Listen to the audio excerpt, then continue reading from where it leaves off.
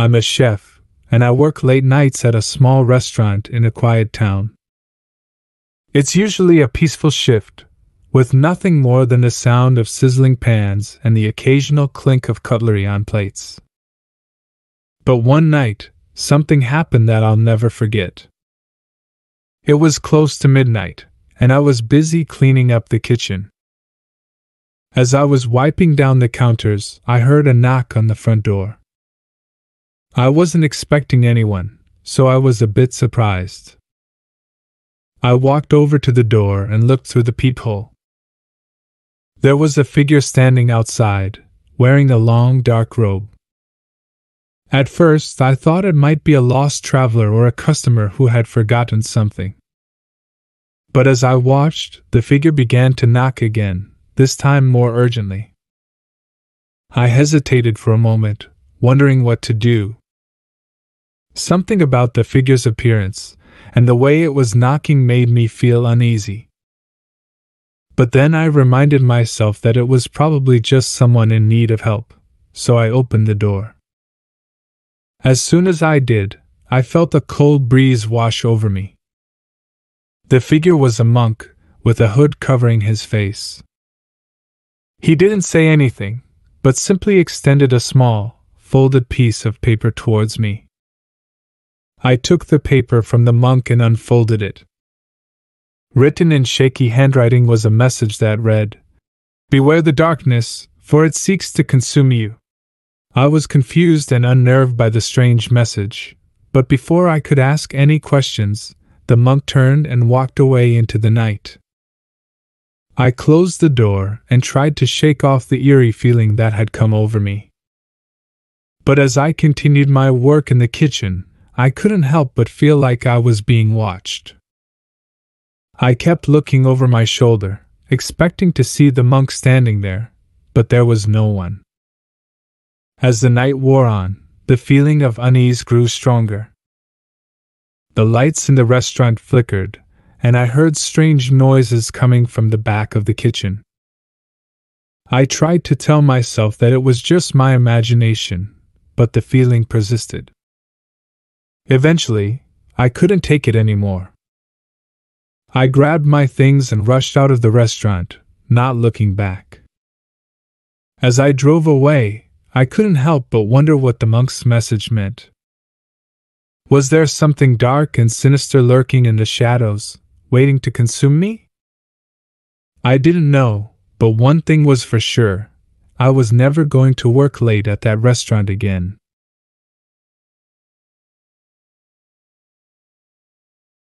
As soon as the calendar arrived, Claire hung it up on the wall of her small apartment. It was nothing special, just a simple, cardboard calendar with a cute kitten on each page. But there was something strange about it, something she couldn't quite put her finger on. At first, she didn't notice anything out of the ordinary. But as the days passed, she began to realize that the calendar wasn't quite right. Sometimes it would skip a day, jumping from Wednesday to Friday with no explanation. Other times, it would repeat a day, showing Monday twice in a row. It was unsettling, but Claire tried to ignore it. She told herself that it was just a glitch in the printing or something. But the more she looked at the calendar, the more she began to feel like something was watching her. One night, she woke up to find that the calendar had fallen off the wall. As she picked it up, she saw that the date had changed. It was still Thursday, but the number had disappeared, replaced by a strange symbol she didn't recognize. The next morning, Claire woke up feeling sick. She called in sick to work and spent the day in bed, trying to shake the feeling that something was terribly wrong. When she got up to use the bathroom, she saw the calendar on the floor again. This time, it had skipped ahead 2 weeks, and the symbol from the previous night was back, glowing ominously. From then on, things only got worse. The calendar seemed to have a life of its own, changing dates at will and skipping days without warning. And each time it did, Claire felt more and more like she was losing her grip on reality. She tried to throw the calendar away, but it kept coming back, appearing on her desk or her nightstand when she least expected it. And each time it did, the symbols and strange markings on the pages seemed to grow more elaborate and sinister. One day, Claire woke up to find that the calendar had disappeared altogether. She felt a surge of relief, but it was short-lived. As she got dressed for work, she saw that her reflection in the mirror was distorted, as if she was looking at herself through a funhouse mirror. And then she saw the symbol again, etched into the glass of the mirror. She tried to scream, but no sound came out. As she stumbled out of her apartment and into the street, she saw that the world around her was twisting and warping, as if it was trying to swallow her whole. And then everything went black.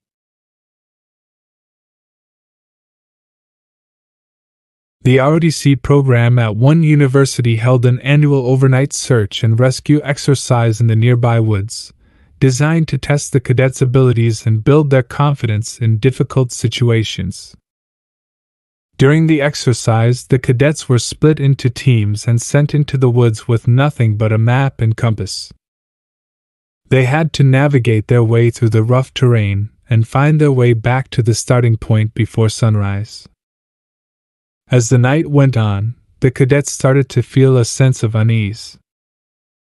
They were deep in the woods, and the darkness was starting to play tricks on their minds. They heard strange noises, like twigs snapping and leaves rustling, but they couldn't see anything. Despite their growing anxiety, the cadets continued with the exercise, determined to complete the mission. They searched high and low, but as the night wore on, they were no closer to finding the objective.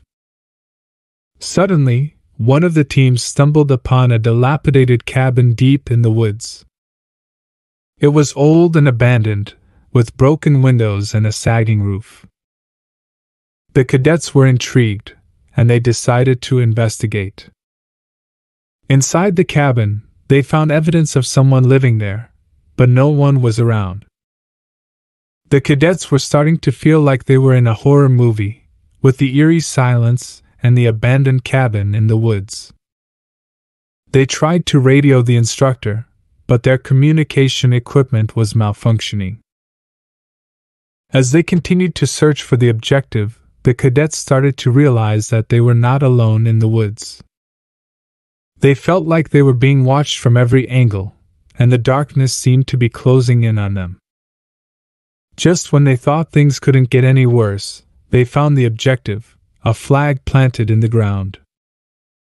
But as soon as they grabbed it, the cabin door slammed shut, trapping them inside. The cadets tried to escape, but the door was locked from the outside. They were trapped, and they knew that they were not alone in the cabin. They could hear someone moving outside the door, and they knew that they were in danger.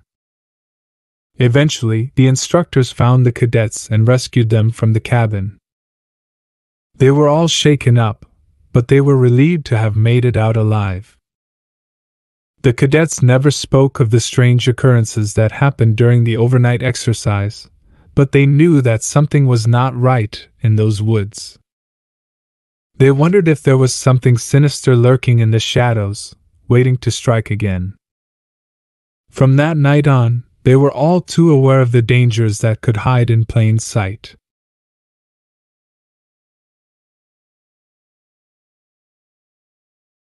Once upon a time, there was a massive body of water that was said to be cursed by an evil water demon. The locals feared the water, and tales of people disappearing in the depths of the murky depths spread like wildfire. One day, a group of adventurers decided to explore the cursed water despite the warnings. They embarked on their journey, confident in their abilities to overcome any obstacles that may come their way. However, as they delved deeper into the water, they could feel an ominous presence surrounding them. Suddenly, a massive whirlpool appeared, drawing them closer and closer to the center. They tried to fight against the powerful current, but it was too strong. One by one, the adventurers were sucked into the whirlpool, disappearing into the abyss. As the last adventurer was being pulled under, they saw a large boulder falling towards them. The boulder crashed into the water, sending waves crashing against the shore. The adventurer felt the water demon's icy grip tightening around them as they were dragged further and further into the darkness. The adventurers were never seen again, and the locals believe that they were consumed by the water demon. To this day, the water remains cursed, and no one dares to enter its depths again. The whirlpool and the boulder serve as a warning to those who dare to tempt fate and explore the cursed waters.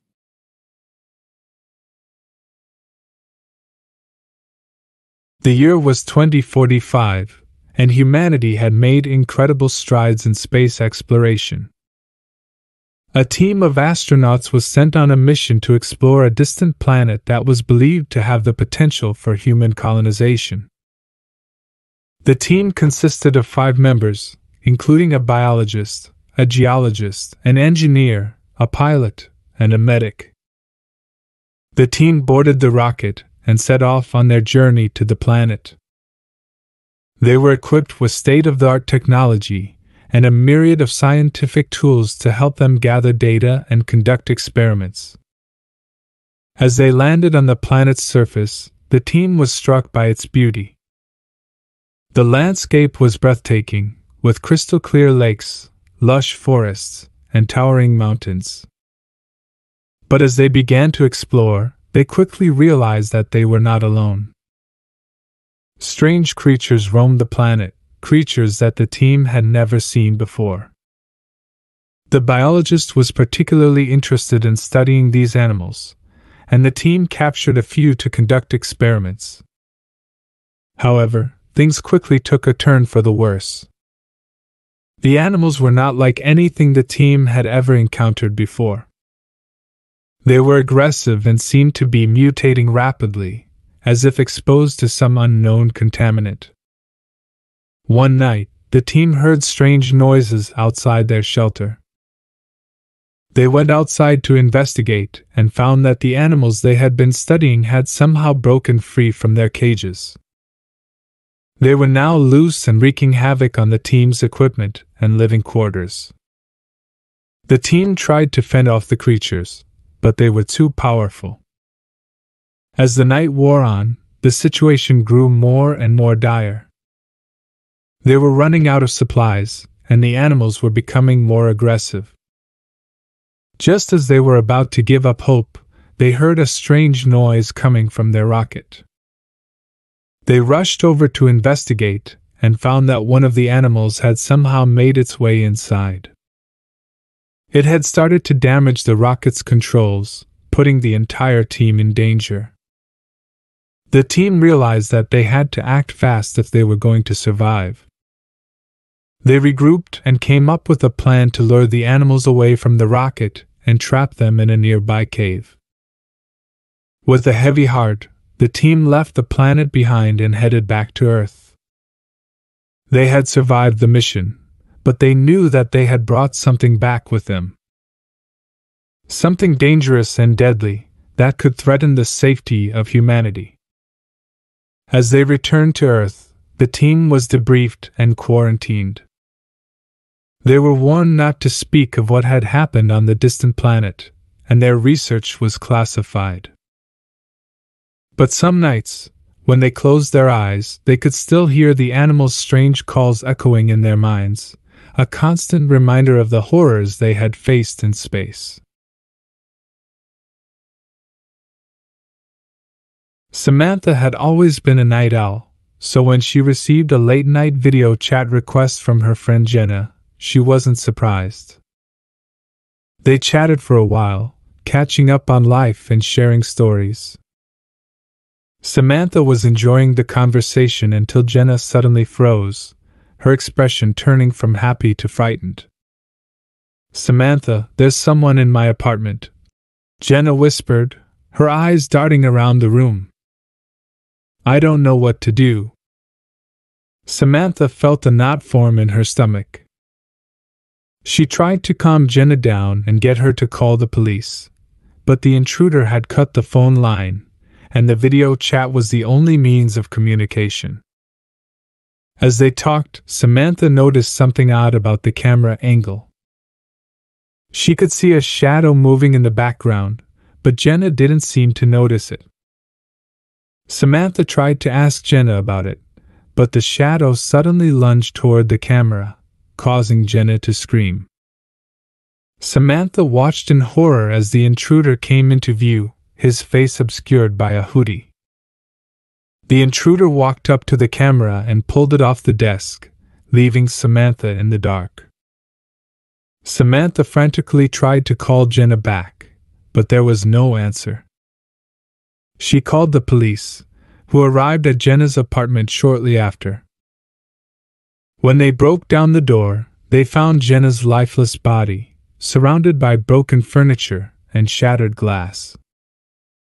Samantha was never able to forget the image of the intruder's shadow moving in the background of the video chat. She couldn't help but think that if she had been able to warn Jenna about the intruder, maybe things would have turned out differently. From that night on, Samantha made sure to always check her camera angle and be aware of her surroundings during video chats. She never wanted to experience anything like that again.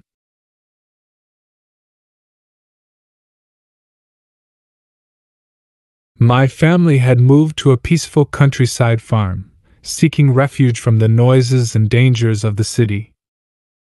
We enjoyed the tranquility and freedom the farm offered until we heard rumors of an escaped prisoner armed and dangerous, lurking in the area. Despite authorities' warnings to be vigilant, we went on with our daily farm work until one night, we heard a strange noise outside, and we knew the dangerous man was near.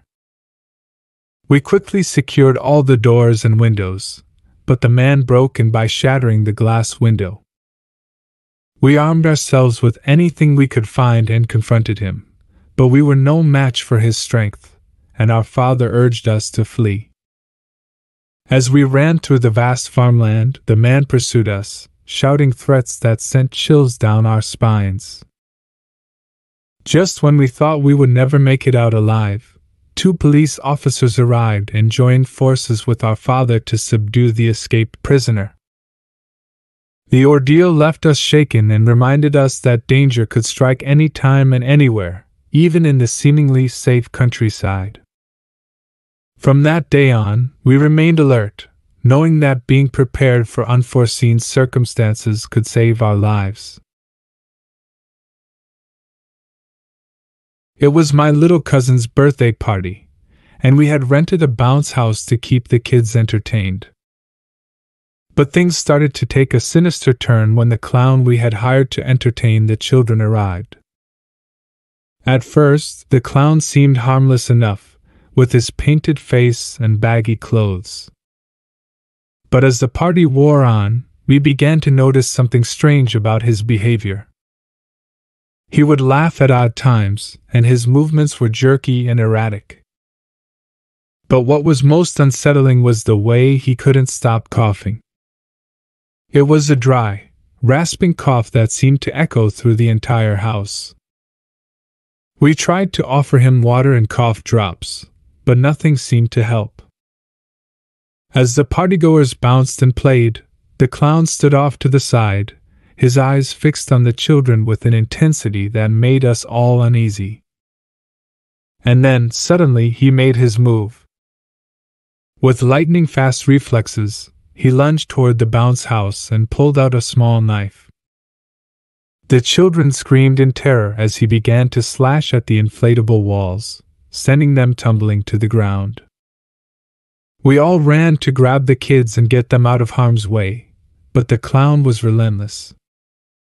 He chased us around the yard, coughing and laughing as he wielded his knife like a deadly weapon. In the end, we managed to subdue the clown and call the police. But the memory of his strange behavior, an incessant cough haunted us for years to come, a reminder that even the most innocent of birthday parties can turn into a nightmare in the blink of an eye.